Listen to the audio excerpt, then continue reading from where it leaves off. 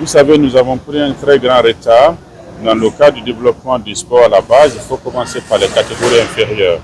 Et puis par des catégories inférieures, on parle des jeunes de moins de 10 ans, de moins de 15 ans.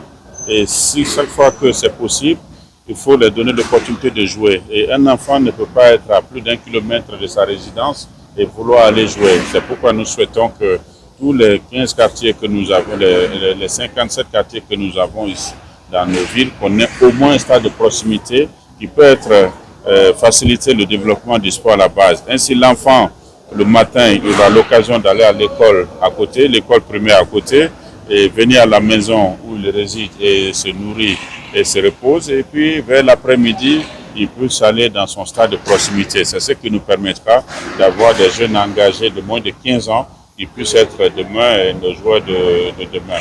Ainsi, après 16-17 ans, ils ont la possibilité d'aller au-delà de leur quartier. C'est-à-dire, il peut prendre maintenant la moto pour aller à plus de 10 km, 5 km, parce qu'il connaît l'importance du sport et il est passionné par ça. Et puis, en termes de sécurité, les parents peuvent le laisser aller.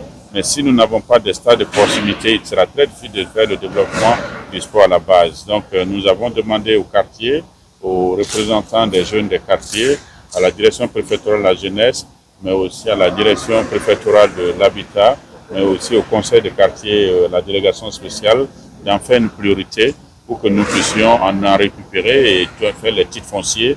Et c'est à partir de ces titres fonciers-là, ça sera possible pour l'État, que ce soit notre gouvernement ou les gouvernements futurs, de pouvoir construire. Mais ça commence par d'abord dégager des zones d'espace de jeunesse.